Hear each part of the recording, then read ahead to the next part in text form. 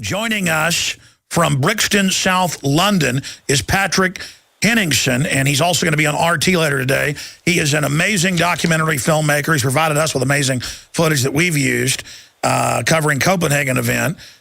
He's reported for us from there. He's a graduate of Cal Poly SLO in California with over a decade's experience in public relations and corporate communications. He lives in the UK, and he joins us, and we'll also give you his website. But he had the courage to spend the last 2.5 days in the middle of it, and he can confirm, and we'll put the map up for PrisonPlanet.tv viewers, of the confirmed fires, riots, women jumping out of burning buildings, carjackings, and he witnessed it.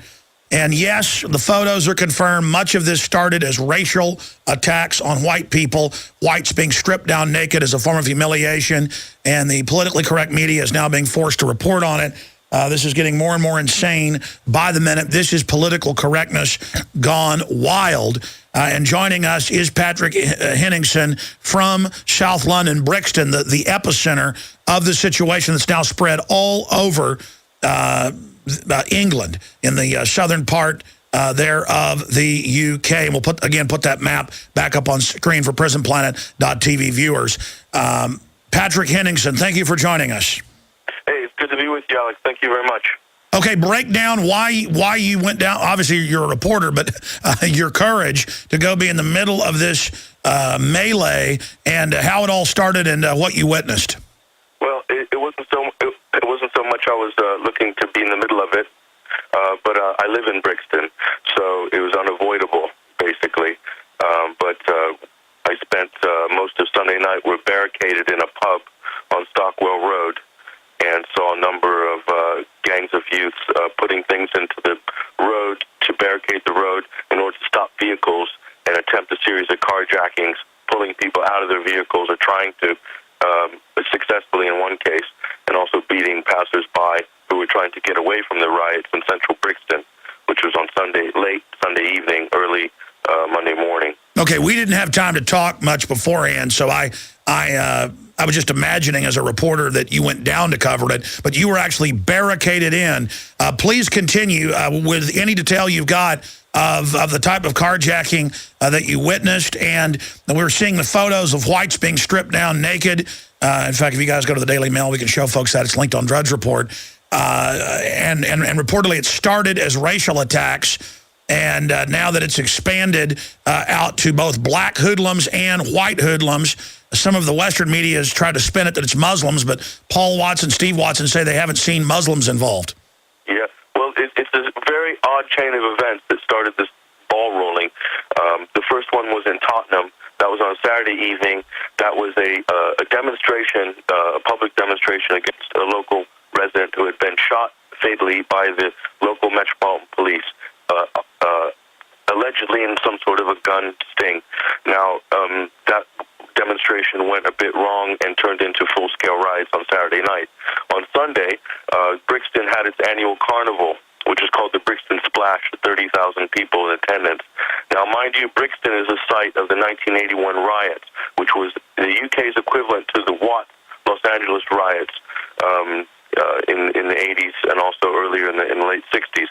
So Brixton has always been a flashpoint for social unrest, or especially for racial tension. As a majority of the area is Afro-Caribbean, and although it's very multicultural and very integrated, there is an undercurrent from before of some kind of ethnic unrest between neighbors and so forth. Well, people need to stop being so passive.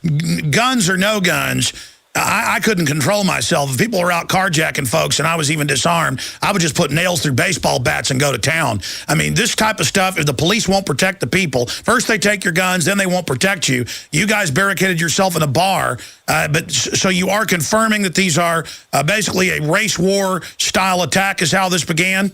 Well, it began as an anti-police demonstration. The Brixton riots were what I call the new riot, which is the retail riot. Basically, these are just young kids between the age of 12 and 20 out en masse, using their BlackBerries to communicate and to move in groups and to hit specific targets at the same time. They've caught the police on their back heels over and over and over again. Okay, so correct me. It started so there's a multifaceted, and that's borne out by the news. It started as a police demonstration, then a racially motivated style attack, and then it metastasized into, and that's what it shows now, groups of all colors out just looting trinkets and goodies.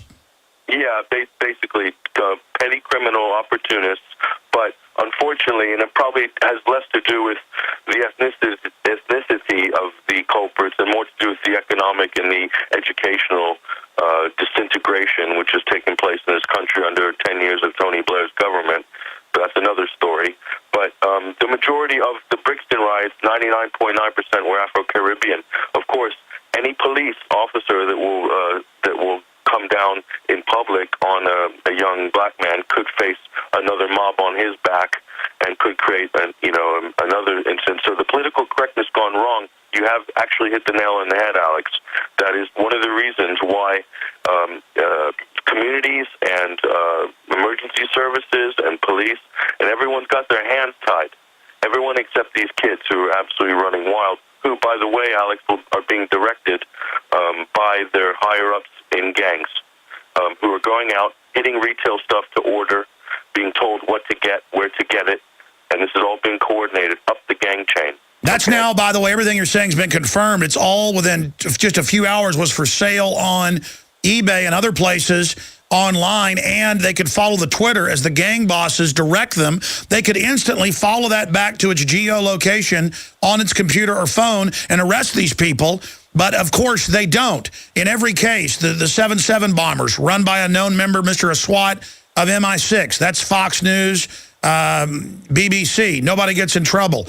L.A. riots, police stand down. And now the reports we're getting from Steve Watson is this is going to be used against the general public. Steve Watson, years ago, taking his very beautiful girlfriend out to dinner, the police come over and ask you questions, look at your ID, ask if you're a terrorist, but they don't dare mess with the gangbangers. So they use the crime as a pretext to then come and dominate the general public, and the police are trained to only alert on law-abiding type people. Is that true?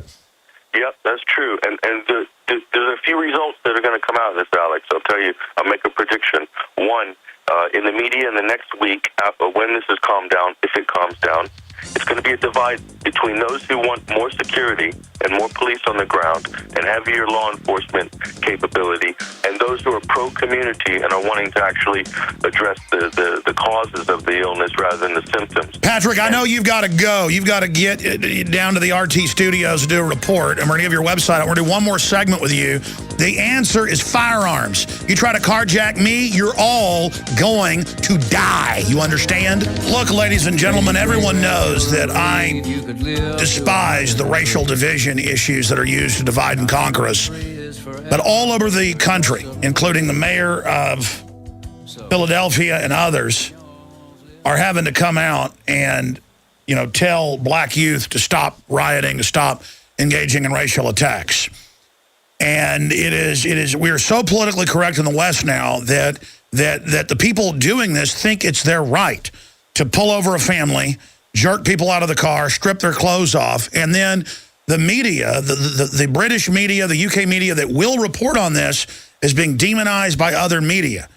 Okay, this is very, very serious. That's one reason, if it's not a provocateur action, that the police are standing down. They are that afraid, ladies and gentlemen. And then, of course, the higher level social engineers, they know what they're doing. They'll just use this to take everybody's rights.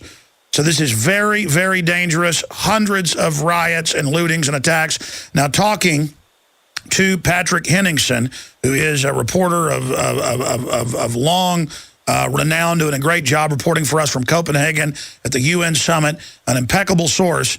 Patrick, going back, because I brought in the break, I said, what color were the people being drug out of the cars? And you told us. Please repeat on record exactly what you witnessed. Yeah, I did witness white male, age 30, his car was stopped, street was barricaded with wheelie bins or rubbish bins, and he was attempted to pull out of the car, and another passersby came. He was beaten by 6 or 7 men and left there in the rain as they ran up the street. Now, these could have been anybody, but it just happened to be there was a color divide in Brixton, and most of the looters and rioters were young black males. But it's a bigger problem than that, as you well know. This is a massive problem. However, it's going to turn into a racial divide. There's already tension on the streets. You can feel it when you're walking down through Brixton. Half the people are saying in their head, who's responsible for this? And the other half are thinking, why are they looking at me like that? And that's only going to get worse. So I can only say that this is a big warning shot out to the government, to David Cameron, and to Tony Blair before him, who were very, very interested in bombing the innocent people of Libya, spending their money and their attention plundering Iraq and Afghanistan, and they've taken their eye off the ball for about 10 or 12 years, maybe 20 years. Well, it turns out Tony Blair had a long-term secret immigration plan to actually bring the illegals in as a political constituency. But to be specific, unless I misheard you, because I want this on record, Patrick Henningsen, you're saying you did witness barricades, black males attempting to pull people out of cars and successfully pulling a white male out and beating him. Did you witness black males doing that to a white male? Well, I didn't see the color of the guy in the car, who I couldn't see if they had jumped in the car or not. But I did see the person who was trying to help him was a white male, and he was beaten as a result of his intervention. Now, it was such a situation that you couldn't even go out in the street to help the person because... No, I understand, but he was beaten by, the white man was beaten by what color people? A gang of 7 or 8 Afro-Caribbean, young boys. Basically. Yeah, I mean, that's how politically correct we've all gotten, myself included, that I had to interrogate you to even get you to say it. And I'm not criticizing you, Patrick. I understand the fact that we all want to get along, but the only way we're going to stop this is by decrying it. And that's why I've protested people like the Ku Klux Klan. But the fact that we have black groups more and more thinking it's their right to beat the daylights out of or rob white people is wrong. And at the end of the day, it's going to end up hurting black folks. What do you say to that? I agree. And the politicians don't need to be telling black communities to tell their children to not engage in this kind of crime. The parents, the families of these children in the black community need to take responsibility, which they're clearly not. At 2 a.m., if your kid's out running around while there's police helicopters overhead, obviously you're not doing anything near a job of parenting. And maybe that's not their fault. Maybe it is. Maybe most of them are single parents, which they are. But you have a complete breakdown within that black community of any sort of form of control. And that's not everybody, obviously, but we're talking about a significant amount of young kids. In closing, absolutely. Give us your website, Patrick Henningsen. Our website's 21stcenturywire.com. That's 21ST-Wire, or 21ST-Century-Wire.com, 21stcenturywire.com. You get a lot of reports on there, and we're trying to keep up. In fact, the criminals in North London are issuing leaflets on the street saying, don't talk to anybody, change your haircut, so you won't be identified from CCTV photos. We're going to have to get you back on. Go do your RT interview and pop in later.